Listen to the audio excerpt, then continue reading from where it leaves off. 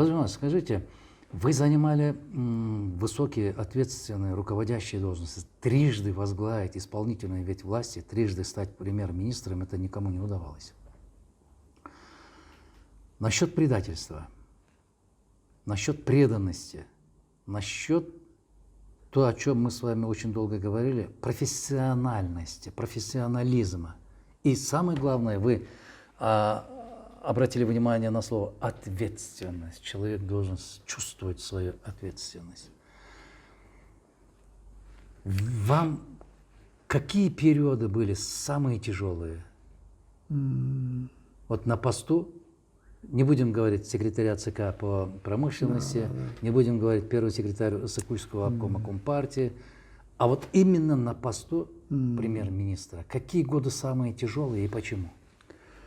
Скажу самое легкое, потом на тяжелое. Хорошо. Потому что как-то там, значит, не будет справедливо. Мне было очень легко работать с Абсамом Васильевичем.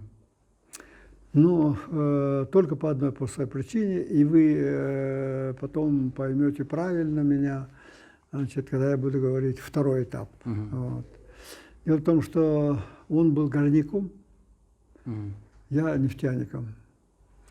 Значит, по что мы, значит, закончили, если в историческом плане, академия горная была в Москве.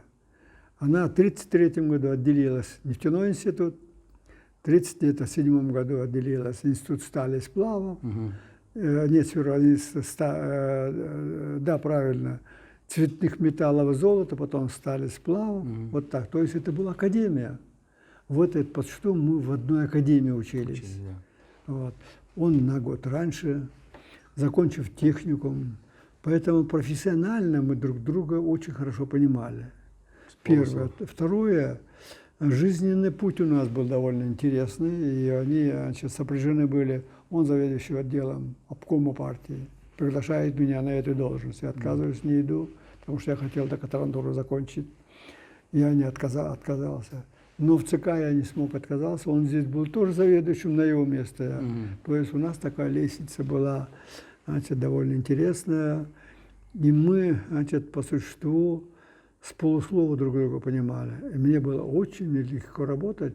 И, пожалуй, показатели тех лет, если бы вот не разрушил Союз, значит, наверное, мы бы довольно неплохо работали.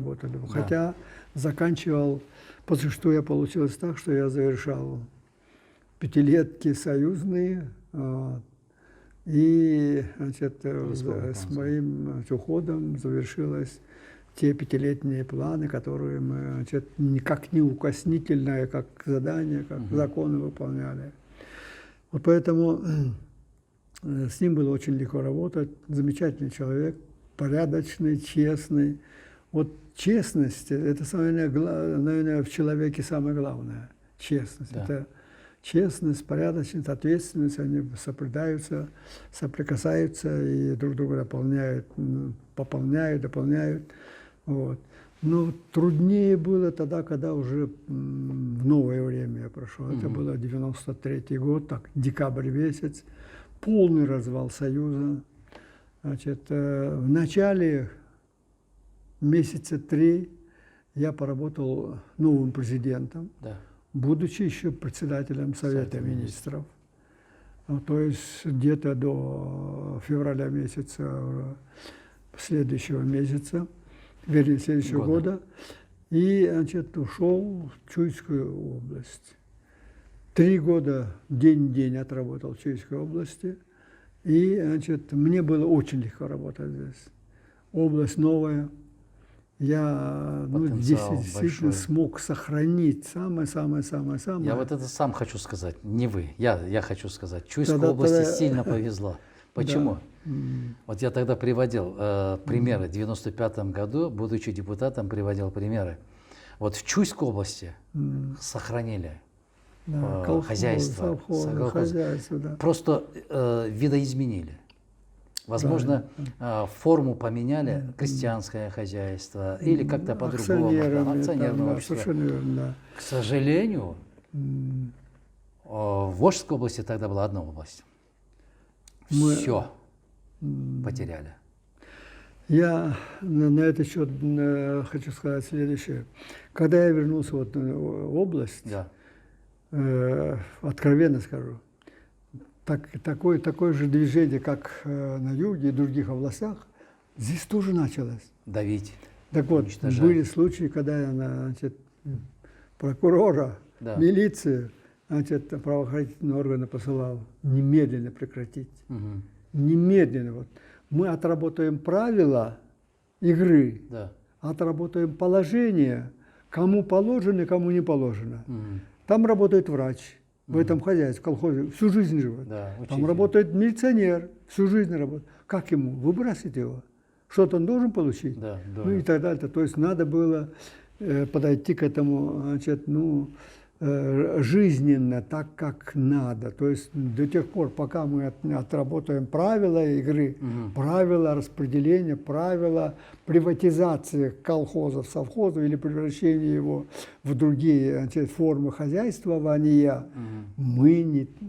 И вот пока мы 1,5 года на это ушло у нас 1,5 года, после того, как мы уточнили, после того, как мы узнали, кому, как, сколько, работающий, вот, пожалуйста, твое, как, у нас же получилось так-то, было вот в этой Чуйской долине, Да. как анекдот. Овцы поделили одни, Да. молочнотоварная ферма у него, у Ахмата или Ташмата, а вся земля у Петра и Сидора и Ахматбека. Кормить-то. Да, Так вот, эти кормовая овцы, база. и крупный рогатый скот прямиком на рынке оказались. Да. Вот это увидев, мы остановились, сказали, нет, этого не будет. И мы смогли сохранить хозяйство, некоторые хозяйства до сих пор. Акционерное общество, укрупненное хозяйство работает. Но я хотел бы несколько другое сказать. Мы не должны в этой форме правления сельским хозяйством опаздывать. Уже созрело по-новому к нему подойти. Дело в том, что, значит, мы прошли действительно этот этап, она нас выкормила, она нас обеспечила.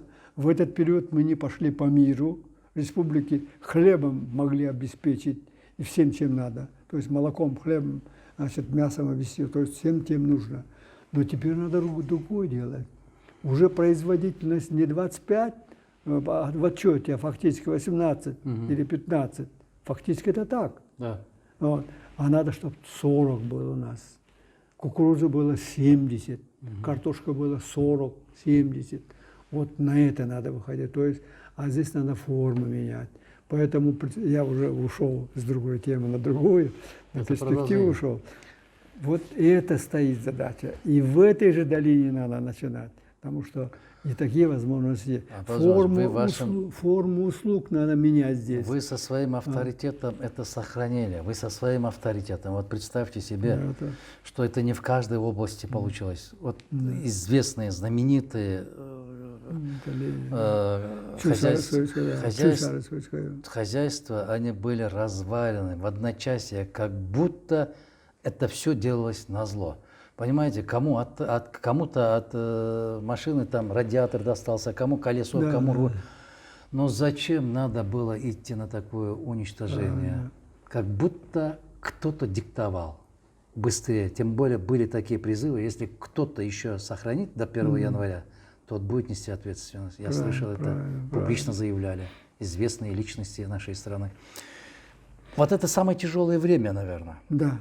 Вы, как председатель Совета министров Киргизской ССР, создавали, а потом вы, как руководитель области, смотрели, видели в других областях, как это разрушалось. Это больно? Больно, конечно, было. Больно. Больно было и тогда, когда и самое страшное было, больно тогда, когда я вернулся. Второй раз? Да, второй раз в декабре. Да. Вот это время было больное. И здесь было очень трудно и работать, и трудности, сложности, они были связаны со всем, может быть, иногда даже не столь экономические, а управлять надо было уже по-иному. А для чего надо было вас отлучать на 3 года, а потом снова как бы вернуть? Мне напоминаются вот исторические параллели. Помните, тогда, когда правительство Ельцина уже полностью разрушили все, что можно было разрушить, и потом для того, чтобы восстановить, понадобился Евгений Максимович Примаков. Да, я с вами И помню. Евгений Максимович поставил условие, если моим первым заместителем, если будет Масляков. Да, помню. Он последний председатель Госплана СССР. Да. Это мы видели, это мы наблюдали. А у вас были возможности такие условия ставить перед Акаевым? Да, я пойду возглавить правительство, если в составе правительства будут те такие люди. Откровенно скажу, значит, действительно, вот, хотя вот таких условий не было, но правительство, которое было сформировано тогда, первое, было 100% предложено мною. Что кто-то, какие-то кандидатуры были отметены или там, значит, не приняты, но в основном они были приняты. Костяк. Да, абсолютно. Значит, по сельскому хозяйству Мамбаев. Представляете, человек, конечно, который... конечно.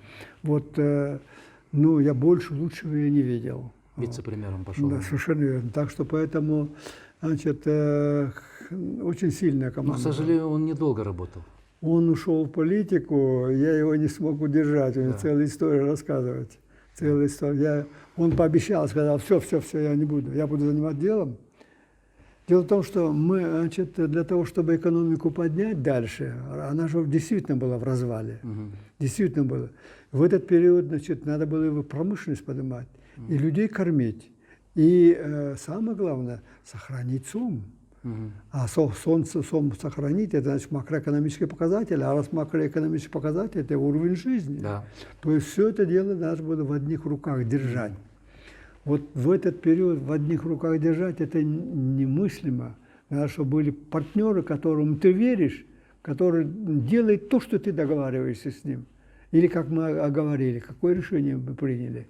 Вот в этот период действительно у меня была очень сильная команда. С вами, Команда. знаете, любой разговор, она в конечном итоге уходит на хозяйство, на экономику, на Ну какие-то что там делать, такова политические жизнь, моя плоскости. жизнь вся была такая. Но Я все-таки тоже опять-таки завелся и начал задавать такие вопросы, которые касаются непосредственно. Потому что вы непосредственный свидетель того, чего у нас происходило за последние, скажем, 30 лет, поэтому без таких вопросов не обойдешься. Мы отдельно поговорим с вами, договоримся с вами. Хорошо. А сегодня Апаз Джумагулович как человек, Апаз Джумагулович как аксакал, Апаз Джумагулович как ориентир, если хотите. Ориентир для чего? Недавно я беседовал народным артистом, известным кинорежиссером Геннадием Садыровичем Базаровым, и он говорит, самая большая трагедия для меня сегодня, говорит, я не могу своим внукам показывать, на кого равняться. А когда мы были детьми, говорит, наши родители говорили, равняйтесь на Разакова, равняйтесь на Кулатова, равняйтесь на Мамбетова. Он указывал, показывал, говорит. И мы смотрели, говорит, и как бы пытались подражать их. А сегодня, к сожалению, я своим внукам не могу, говорить, равняться на это. Мы потеряли ценности или ориентиры потеряли? Потому что есть, слава Аллаху, есть люди, на которых еще можно смело говорить, равняться. И в области, особенно в области искусства, культуры. К сожалению, в области, среди политиков почти что не остается. Последние могиканы остаются там. Мне помнится последний визит выдающегося немецкого политика Дитриха Геншера в Москву, когда он встречался с Владимиром Путиным, президентом Российской Федерации, говорил, что после Черчилля, после де-Голля политики таких масштабов в Европе не остается. А что Путин говорит? Очень дипломатично. Вы имеете право говорить так, потому что вы патриарх европейской политики, а мне надо с ними работать. Дипломатичный такой ответ. И вы скажите, когда вы были руководителем правительства, мы каждого руководителя района знали. Да. кто руководитель Тюбского района, или там Чоңалайского района, или Акталинского района, или там Аламединского района, Сокулукского, мы знали их. И более того, мы знали, откуда они. И каким опытом, каким багажом они владеют. Если кто-то приезжал в Бишкек, это было целое событие. Либо вызвали его снимать, либо повышать. А сегодня меня, извините, даже премьер-министров не знаем. Откуда, как, в связи с чем они появились там. Идет полнейшая деградация. Как аксакал, как знаток кыргызской экономики, кыргызского сельского хозяйства, горнорудной отрасли, энергетической отрасли, вам больно на это смотреть? Я скажу, конечно, откровенно, значит, не то что больно, а тяжело даже. Потому что это означает потерять управляемость. Потерять управляемость, это значит потерять, саму значит, ситуацию, пустить в хаос. Абсолютно правда. Да. Поэтому, значит, надо, чтобы в этом деле действительно вопросы кадров, все действительно снова мы возвращаемся к этой мысли и знаем, чьи это слова. Это основа. Без того, чтобы человек, значит, назначен был министром, главой администрации области, главой района, сегодня даже Айлы Үкмөтү, без людей, которые там будут ответственны за Айлы Үкмөтү, за его рост, за его благосостояние, района то же самое, никогда не будет у нас роста, объема, жизненного уровня и так далее. Я не случайно это хочу сказать. У нас, если уж говорить в целом, раз экономику, потому что без этого я не могу ответить на ваш вопрос без этих слов. Не решая вопросы, значит, экономики, а в экономике есть, значит, развитие формы, развитие есть кредитное или инвестиционное. Без кредита, иначе долгом будем всю жизнь. Надо рассчитываться, кончать. То есть развивая инвестициями и собственными инвестициями, прежде всего, не собственными, иностранными, во-вторых. И вот, значит, и после этого, зная куда, сколько, кого, любой хозяин дома, аксакал, хозяин дома, тот, который работает, он хозяйничает, он считает, сколько надо в году нам того-то, того-то, того-то, кого одеть, кого обуть, кого-то самое, что принять, что купить и так далее, и так далее. Он же, да. И он соизмеряет ее с теми, что мы заработаем. А потом он решает, где дойти, вот остаток, чтобы выполнить ту задачу, которую он перед собой ставит. Вот республики должен быть вот такое должно быть. Республика. Так вот, скажу. Вот так, тут назревает.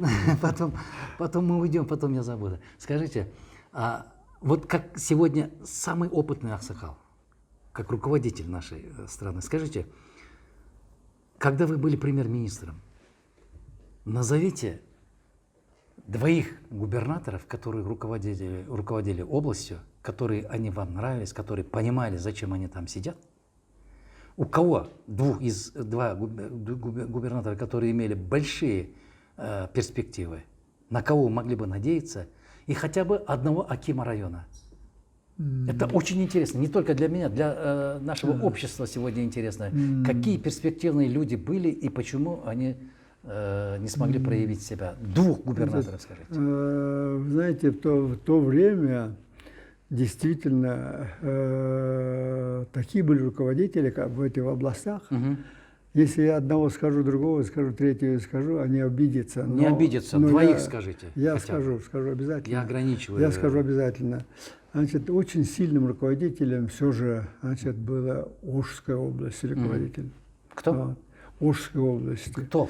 Значит, прошедшие школу, первый секретарь, начиная от Султана Ибраимовича Кошоева, и в последующем пришел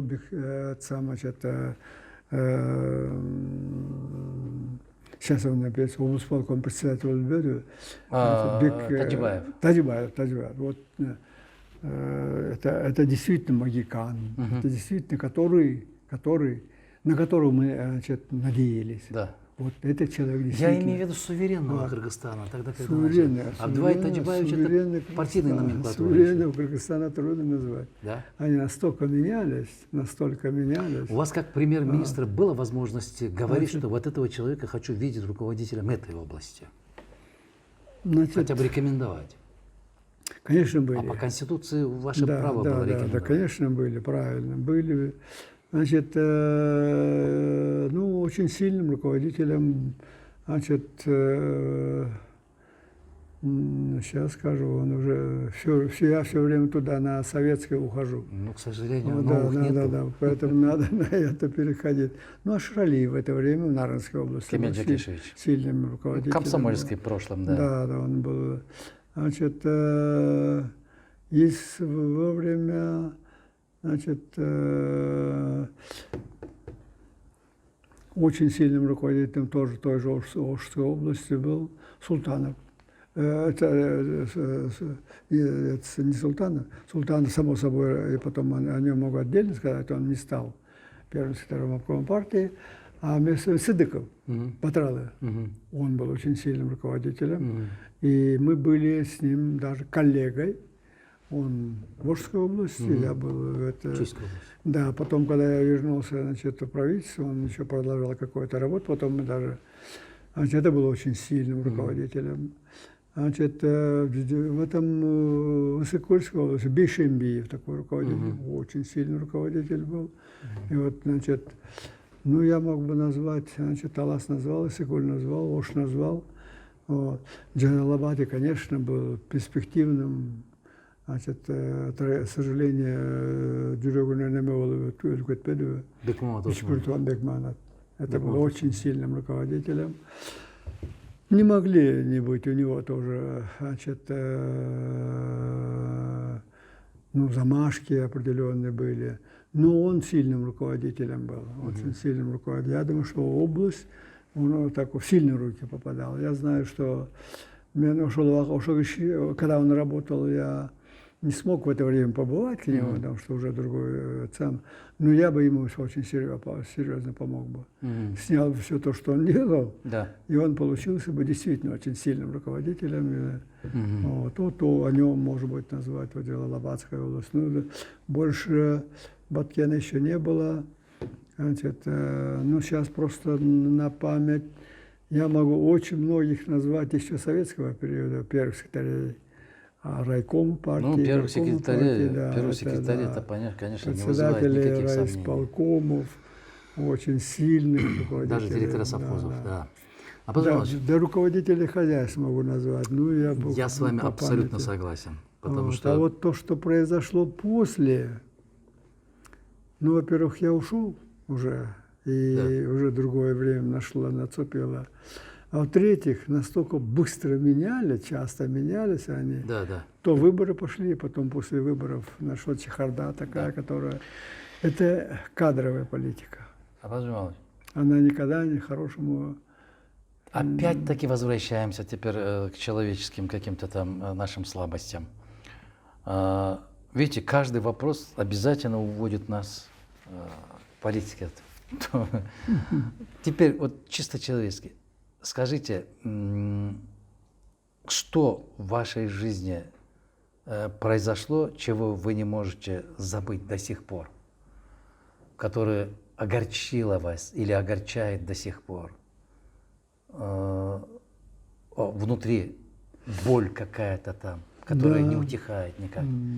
Помимо того, что потери родителей. Да, это хорошо, естественно. Я понял вас. Я тогда более... Значит, это потеря, значит, того государства, которое мы потеряли. Да. Это совершенно определенное, так сказать.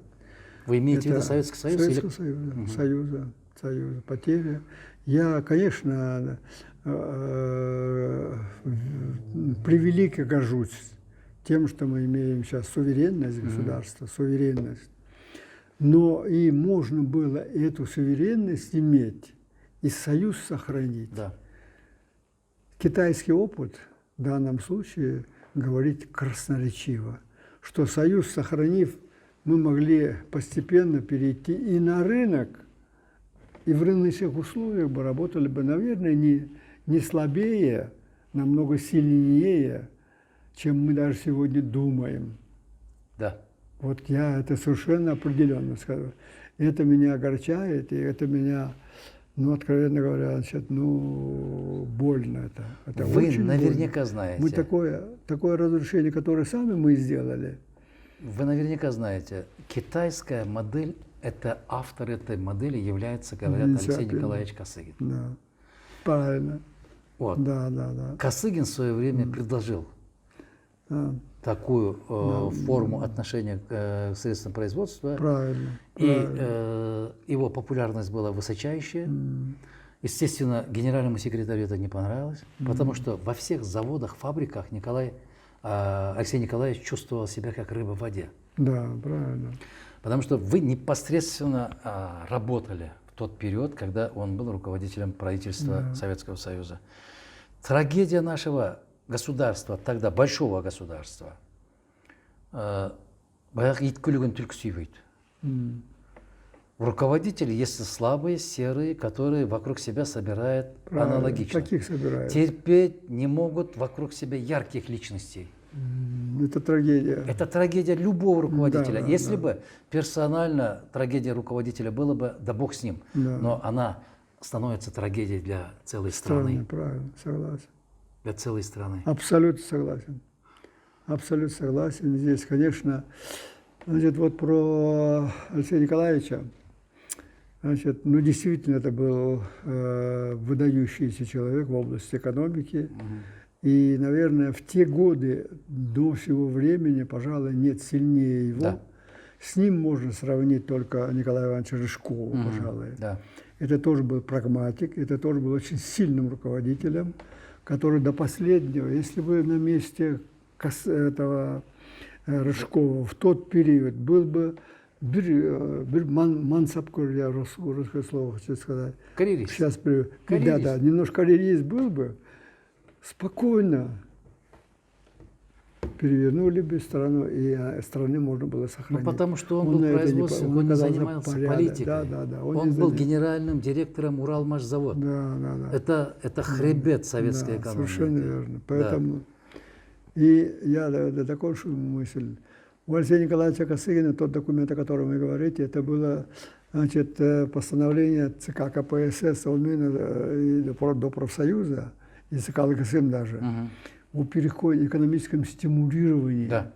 Вот этот документ в то время довести бы, только этот довести бы до какого-то логического конца, в полном объеме, так как он там записано, в видении Николая Косыгина, а страна бы по-другому жила в то время.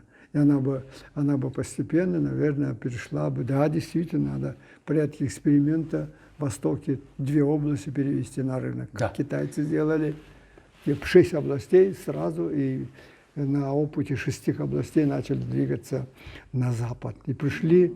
Пилотные проекты. Так. Совершенно верно. Вот смотрите, пожалуйста.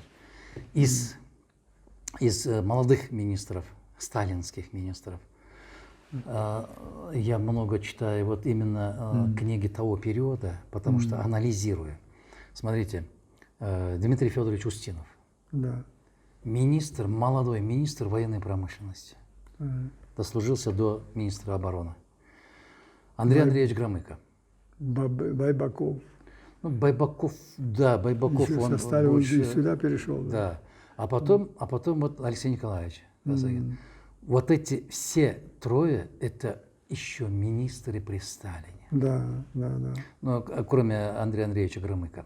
Громыко напечатал, издал в свое время 2-томник, «Памятное» называется. Это биографическое произведение. И как там он описывает период развития Советского Союза, взаимоотношения с Америкой и Советского Союза, потому что он достаточно молодом возрасте был назначен послом. Да. Это масштаб самого Сталина или какой-то период, тогда, когда появились выдающиеся руководители различных отраслей. Или, как вы говорите, правильный подбор кадров? Я очень коротко скажу. Это была система, поставленная во время Сталина подготовкой кадров и расстановкой кадров. Подготовка, именно подготовка снизу до самого верха. Все эти кадры прошли школу, такую школу. Министром никто никогда не становился, пока он, в правильном случае, замминистром становились. Абсолютно. Области возглавляли, после этого приходили, причем первыми лицами возглавляя, отвечая за... У нас в Кыргызстане то же самое. Пока не поработаешь первым секретарем Мужского обкома партии, никогда не станешь руководителем республиканского масштаба. Да. Правильно. Я абсолютно уверен, после нашего разговора, вот этого разговора, будет тысячи просьб продолжить этот разговор. Я в этом нисколько не сомневаюсь. Учитывая то, что мы с вами сегодня уже 3,5 часа сидим, я хочу закончить сегодняшний разговор на том, если вы дадите обещание, в следующий раз мы обязательно продолжим наш разговор. Самый интересный момент. Теперь вопросы пойдут именно для того, чтобы мы описали, в каком государстве жили, куда мы пришли, почему мы пришли. А теперь, в следующий раз, будем давать ответы, как будем выходить из этой ситуации, что надо делать. Мне кажется, что на следующие вопросы у вас ответы готовы. Почему? Потому что вы уже подготовили несколько проектов по выходу из кризиса. Есть такие проекты. И энергетической отрасли, и горнорудной отрасли, и в целом экономические проекты. Вы согласны? Дадите слово? Да, хорошо. Тогда в заключение сегодняшнего нашего разговора один такой вопрос. Я прошу вас ответить не как политик, не как государственный деятель, а жөнелі кыргыз аксакалы катары. Как? Как аксакал. Так. Жөнөкөй кыргыздын аксакалы катары Так. ответить на Хорошо. этот вопрос.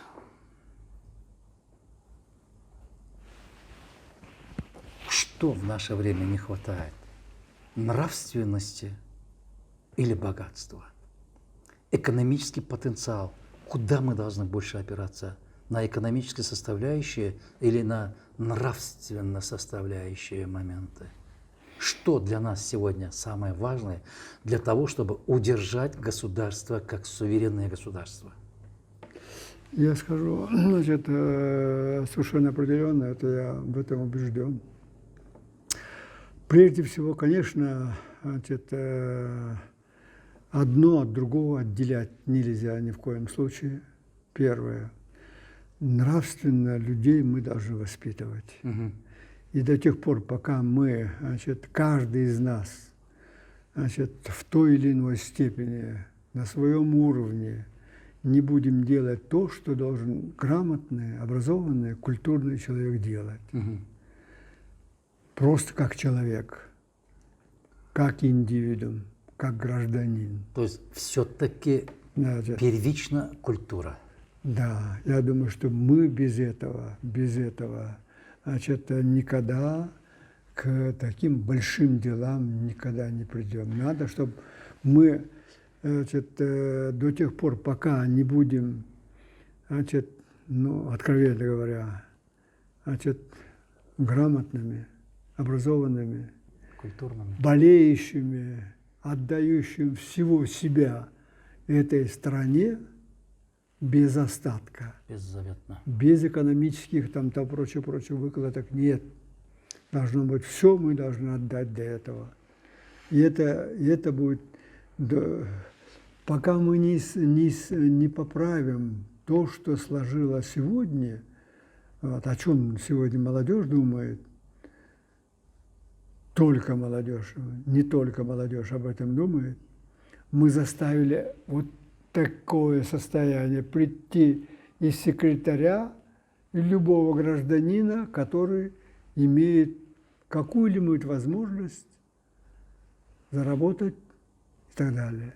Вот, и пока не избавимся от этого, страна умным, грамотным, настоящим цивилизованной страной не будет. Но и нельзя отрывать и экономику. Без экономики это все остальное словами останутся. Вот то, о чем я говорю, надо связать непосредственно и с нашей жизнью. А жизнь – это знать экономику, его поднимать.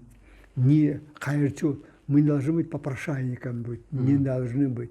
У нас все есть. И минеральные ресурсы есть, и вода есть, и горы есть, и ну все есть. Самое главное, земля есть, народ есть, люди есть. Да. Вот это должны поставить во главу. Если мы это во главу поставим, грамотный человек, все получится. И освойте вот то, что есть. Сделайте, только не воруй.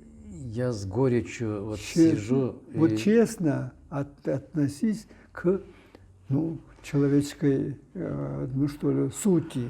Моя суть – это быть честным. Моя боль, Апаз Джумалович, ответственным. Сейчас внутри, моя боль. Скинуть бы с вас сейчас лет так 30. Уже невозможно этого делать.